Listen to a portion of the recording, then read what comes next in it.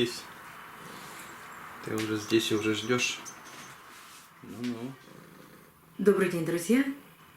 Это лето оказалось очень урожайное на деток, на прикорневых деток, на деток на цветоносах, деток вместе с материнскими растениями. И мы с вами уже не раз обсуждали, как же вырастить этих деток вместе с материнскими растениями. На моем канале много видео и на эту тему, и на другие темы. Если кто не очень сильно дружит с Ютубом, то знаете, если вы попали на одно из видео, у меня аватарка с бордовым цветком. Вы можете на нее нажать, перейти на канал. Там много, очень много, порядка 350 видео. Есть плейлисты, которые собраны прямо тематически. Потому что мы очень много с вами вопросов, интересных вопросов, обсуждаем на канале. Можно найти много информации. Интересной, конечно, для вас. А сегодня я вам расскажу и покажу вот этих деток. Потому что у меня тоже в этом году много деток. Но, правда, не на цветоносах, а именно на материнских растениях. Вот одна из моих долгожданных орхидей, показывала вам, когда была напухшая почка. Вот детка, ей 2 месяца. От орхидеи остался один листик. Это очень красивая бабочка, бабочка каменная роза. У этой детки начали расти корешки. Ну, пока один. Вот здесь виден хороший корень.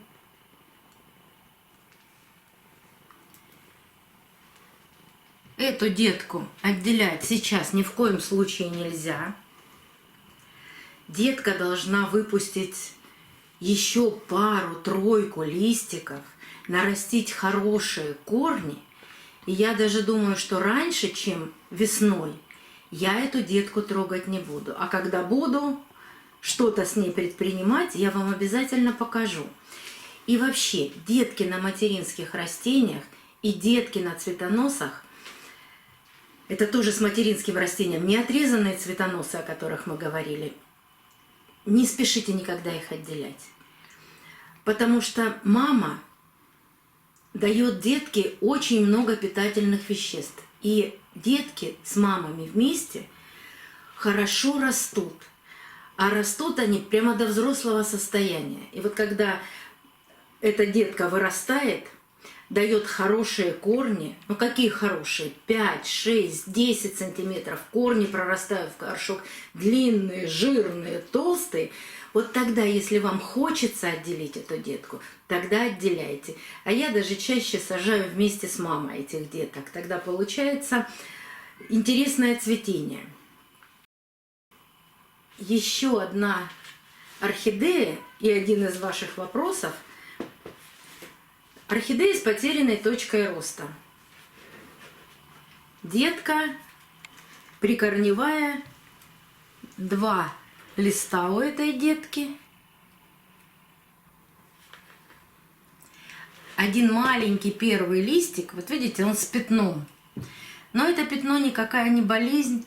Этот лист прорастал внутрь орхидеи.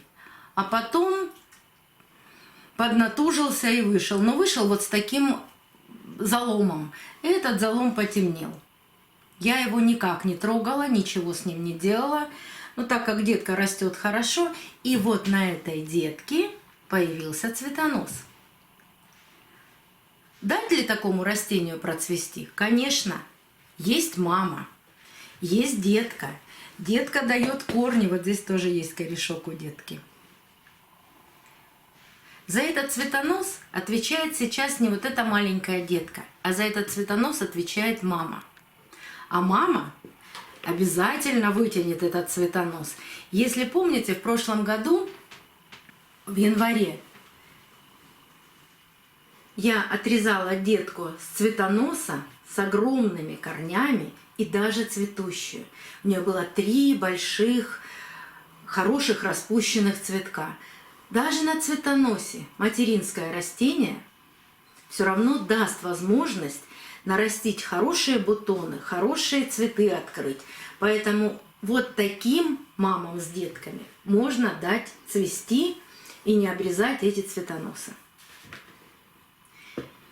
И еще у меня есть одна орхидея. Цветоносы с точки роста. Я долго-долго ждала, когда она даст детку, потому что она не хотела давать деток, она хотела все время цвести. Цветоносы я оставила. И тот, который был из точки роста, и тот, который она потом дала из пазуху. Вот это материнское растение. И в конце лета появилась вот эта деточка. И деточка сразу дала цветонос. Ну, буквально 3 листика небольшие. И какой цветонос, смотрите, и бутончики начинают наливаться. Вот в этих случаях мы с вами всегда оставляем цветонос. Отцветет, начнет, вернее даже продолжит растить корни.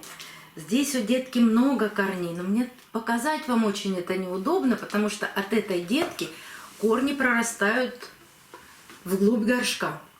Там есть корни.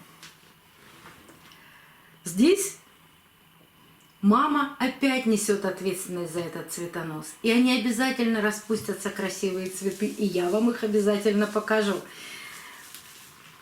Не нужно обрезать такие цветоносы. Нужно им дать распуститься и порадовать вас цветами. А когда закончится цветение, тогда будем или отделять детку, или пересаживать этих деток вместе с мамой. Посмотрим на их динамику, как они растут. И есть ли смысл даже отделять детку? Но если вам хочется сделать 2 растения, конечно, отделяйте. Но всегда помните, нужно дорастить детку как можно крупнее. Тогда она сразу будет хорошо расти, почти превратившись во взрослое растение. А если вот такую маленькую детку отделить, мы тоже с вами будем ждать 2-3 года, пока она вырастет, и только потом мы ей дадим возможность зацвести. Поэтому старайтесь как можно дольше не разделять маму и детку. Вот такие у меня тоже метаморфозы устраивают детки на моих фаленопсисах. И мы будем ждать обязательно от них цветения. До новых встреч, друзья! Увидимся на канале.